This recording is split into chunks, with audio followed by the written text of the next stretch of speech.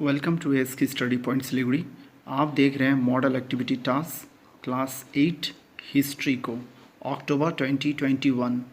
जी हाँ, इसे fourth series भी कहा जा सकता है। एस की स्टडी पॉइंट सिलीगुड़ी में आप सभी का स्वागत है। आप अपनी स्क्रीन पर क्वेश्चन पेपर इंग्लिश और हिंदी में दोनों में देख पा रहे होंगे। क्वेश्चन पेपर को देख लीजिए। उम्मीद कर रहा हूँ आपको समझ में आ गया होगा। क्वेश्चन पेपर का स्क्रीनशॉट लेना चाहें तो ले सकते हैं। आपको अपने स्कूल से क्वेश्चन पेपर तो मिला ही होगा। तो चलिए बिन समय गंवाएं क्वेश्चन पेपर का सॉल्यूशन को देखते हैं। क्वेश्चन नंबर 1 जो है मैच द कॉलम दिया गया है। इसमें 4 ऑप्शन आपको कॉलम बी में मिलेंगे और 4 ए में। अब इन दोनों का एक दूसरे के साथ मिलान करना है। याद रखिए कि 1.1 के साथ में जो मिलेगा उसी को उसके साथ में लिख लेना है। इसी तरह से 1.2, 1.3, 1.4 को करना है। एरो देकर नहीं दिखाइएगा, बढ़िया नहीं दिखता है। ठीक है, आप कॉपी में लिखिएगा क्योंकि कॉपी में पूरा पॉइंट बाय पॉइंट आपको दिखाना है। क्वेश्चन पेपर में ही अगर करके सॉल्व करके देना होता तो आप इस तरह से एरो दिखा के आप सॉल्व कर सकते थे। तो देखिए 1.1 का आत्मीय सभा का सही आंसर होगा राजा राम मोहन राय, बी नंबर। जातीय मेला 1.2 का सही उत्तर होगा नवगोपाल मित्र। नवगोपाल मित्र आप याद करके रखिएगा, इन्होंने हिंदू मेला शुरू किया। इसी को चैत्र मेला भी कहा जाता है 1867 में। सत्यशोधक समाज 1.3 में ज्योतिराव फुल्ले, इन्होंने महाराष्ट्र में गर्ल्स एजुकेशन के लिए काफ़ी काम किया, स्कूलों की स्थापना की। 1.4 को देखिएगा आर्य समाज, स्वामी दयानंद सरस्वती। तो उम्मीद कर रहा हूँ आपको 1 नंबर के सारे मैच द कॉलम समझ में आ गए होंगे। पहले की तरह फिर से रिक्वेस्ट करता हूँ, अगर अभी तक आप इसकी स्टडी पॉइंट सिलीगुड़ी को सब्सक्राइब नहीं किए हैं तो तुरंत सब्सक्राइब कर लीजिए और अपने दोस्तों के साथ या परिचितों के साथ जो आपके क्लास में ही पढ़ते हैं उनको इसकी स्टडी पॉइंट सिलीगुड़ी का वीडियो को शेयर कीजिए। अब क्वेश्चन नंबर 2 को देखिएगा। क्वेश्चन नंबर 2 जो है उसमें फिल इन द ब्लैंक्स दिया गया है, रिक्त स्थानों की पूर्ति करो। 2.1 में आप लिखिएगा लॉर्ड वेलेज़ली। 2.2 में लिखिएगा वीरे सिलिंगम पांतुलु। आप पेज नंबर 81 में आप अपने बुक का देख सकते हैं। वहाँ पर जब जाइएगा 81 में तो आपको पता चलेगा कि मद्रास प्रेसिडेंसी में पांतुलु जी के नेतृत्व में विधवा विवाह आंदोलन प्रारंभ हुआ। पांतुलु पर बंगला के ब्रह्म आंदोलन का विशेष प्रभाव था। ठीक है, ये सारी चीज़ें आपको पता चलेगा उसमें। 2.3 को देखिएगा Aligarh Anglo Oriental College Sir Syed Ahmad Khan के द्वारा स्थापित किया गया था। ठीक है, एक्चुअल में जो सर सैयद अहमद खान था नौकरी के कारण प्रशासन के साथ जुड़े हुए थे और इन्होंने मुसलमानों के उत्थान के लिए काफ़ी काम किया। ठीक है, आधुनिक तर्कवाद और वैज्ञानिक दृष्टि से कुरान की व्याख्या करने का प्रयास सर सैयद अहमद खान ने किया। तो आप पेज नंबर 83 में जाकर इनके बारे में पढ़ सकते हैं। 2.4 को देखिएगा स्वामी विवेकानंद ने शिकागो में एक धार्मिक सम्मेलन में भाग लिया था 1893 ईस्वी में। रामकृष्ण परमहंस का शिष्य थे स्वामी विवेकानंद। ठीक है, और वहाँ पे काफ़ी ही अच्छी तरह से हिंदू धर्म के श्रेष्ठत्व प्रमाणित करने की चेष्टा की। सरल भाषा में बताया था शिकागो में। अगर अभी तक आप इसकी स्टडी पॉइंट सिलीगुड़ी को सब्सक्राइब नहीं किए हैं तो तुरंत सब्सक्राइब कर लीजिए। लाइक और शेयर करना बिल्कुल नहीं भूलिएगा। लाइक करिए, कमेंट जब कीजिएगा तो आप अपना जो भी क्वेरी हो, जो भी क्वेश्चन हो उसको ज़रूर लिखिएगा। यह भी बताने की कोशिश कीजिए कि आपको यह वीडियो कैसा लग रहा है। शेयर अपने दोस्तों से, अपने क्लासमेट से कीजिए और इसकी स्टडी पॉइंट सिलीगुड़ी को ग्रो करने में, बढ़ने में मदद कीजिए। 3 नंबर को देखिएगा बरासात विद्रोह क्या था। परासात विद्रोह बंगाल के वहाबी आंदोलन का नेता तितुमिर था।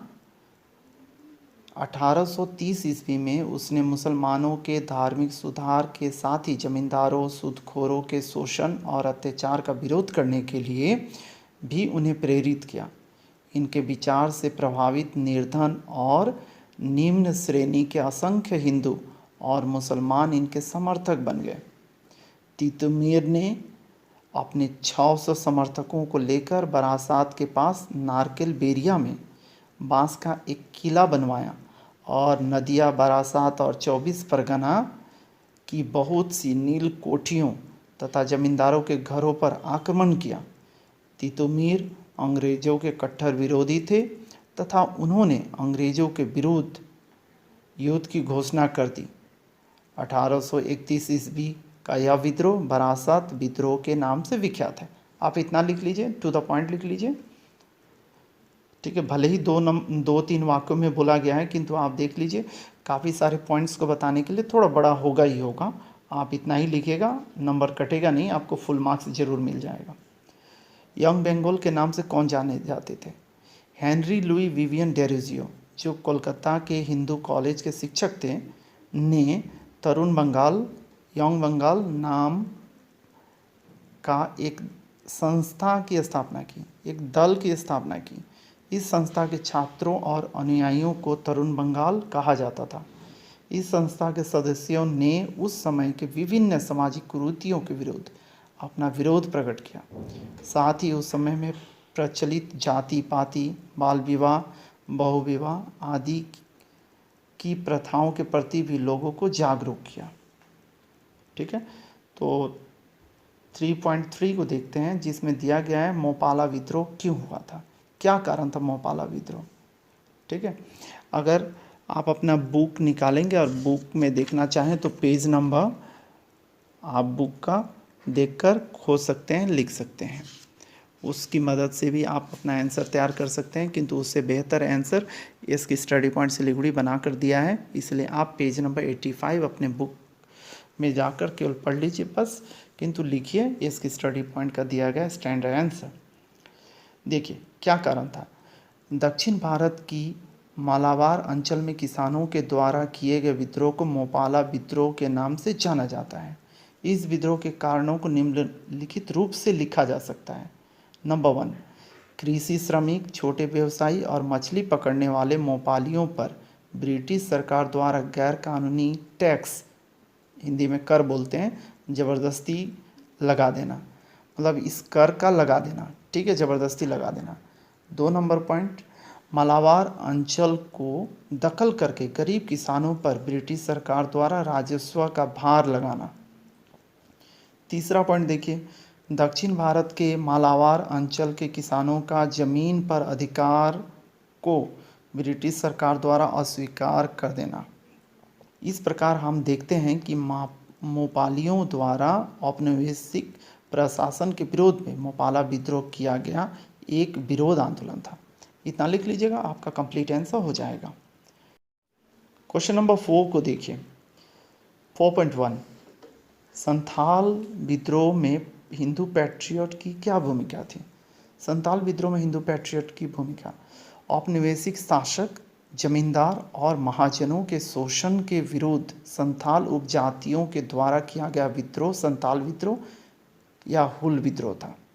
यह विद्रोह या इस विद्रोह में सिद्धू, कान्हू, चांद, भैरव जैसे लोगों ने महत्वपूर्ण भूमिका निभाई। साथ ही हरिश्चंद्र मुखोपाध्याय द्वारा संपादित हिंदू पैट्रियट समाचार पत्र अपवाद में नहीं रहा। यह समाचार पत्र ने स्पष्ट कर दिया कि अनैतिक शोषण संथालों को विद्रोह करने के लिए बाध्य किया। हिंदू पैट्रियट पत्रिका में लिखा गया कि शांत और सद संथाल जाति के विद्रोह करने के कई कारण हैं। नंबर 1, संथालों को जबरदस्ती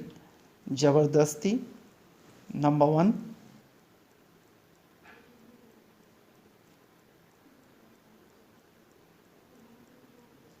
1, संथालों को जबरदस्ती बेगारी का करने को बाध्य किया गया। नंबर 2, इसके अलावा उन्हें ज़्यादा कर देने को मजबूर किया गया। संपादक हरिश्चंद्र मुखोपाध्याय ने हिंदू पैट्रियट में लिखा, जिन्होंने शांति प्रिय संथालों पर अत्याचार करके उन्हें विद्रोह करने के लिए बाध्य किया, सजा उन्हें मिलनी उचित है। संथालों के लिए सजा नहीं, संथाल केवल अपने जंगल और उपघाटी में स्वाधीन रूप से जीवन यापन का अधिकार चाहते हैं। इस प्रकार हम देखते हैं कि हरिश्चंद्र मुखोपाध्याय का हिंदू पैट्रियट समाचार पत्र संथाल विद्रोह के समर्थन में और उनके कल्याण के लिए बढ़ चढ़ कर आवाज़ को मजबूत किया और शिक्षित हिंदू बंगालियों के समक्ष ब्रिटिश सरकार द्वारा उनके ऊपर किए गए दमन और पीड़ादायक व्यवहार को सामने लाया। आप लिख जाइए, इतना छोटा करके भी चाहें तो कुछ पॉइंट्स को छोड़ सकते हैं, लिख सकते हैं, किंतु कंप्लीट इसी को लिखेगा, आपका आंसर जो होगा कंप्लीट आंसर कहलाएगा। अभी आप अपनी स्क्रीन पर थंबनेल देख पा रहे होंगे इसकी स्टडी पॉइंट सिलीगुड़ी के यूट्यूब वीडियोस का। आप इन थंबनेल्स पर क्लिक कीजिए, देख लीजिए और इन पर बने गए वीडियोस को देखिए और अक्टूबर का सारे क्वेश्चन आंसर को सॉल्व कर लीजिए। एंड में जाकर, एंड स्क्रीन में जाकर आप देखिए, वहाँ पे वीडियो के लिंक है, उसको भी जाकर देख सकते हैं, या डिस्क्रिप्शन में भी जाकर आप लिंक पर क्लिक करके वीडियोस को देखना चाहें तो देख सकते हैं, या प्लेलिस्ट की मदद से देखिए, काफ़ी आसानी होगा।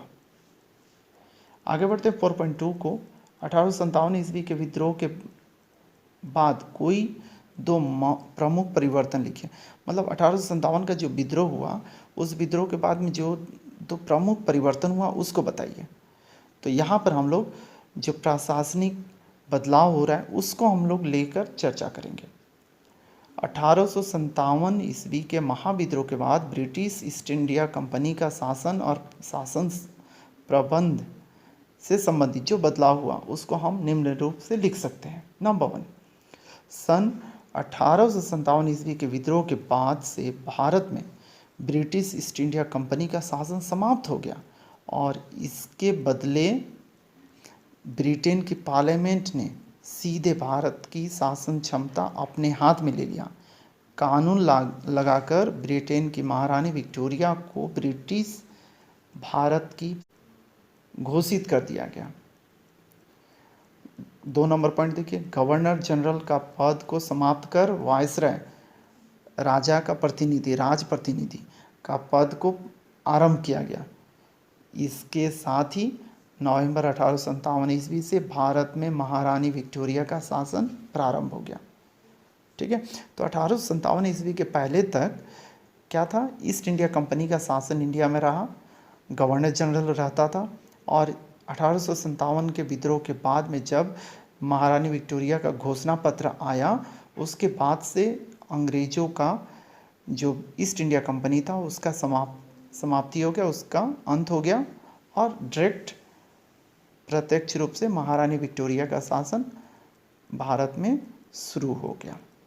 तो उम्मीद कर रहा हूँ आपको इसके स्टडी पॉइंट सिलीगुड़ी का या मॉडल एक्टिविटी टास्क अक्टूबर 2021 क्लास 8 का वीडियो पसंद आया होगा।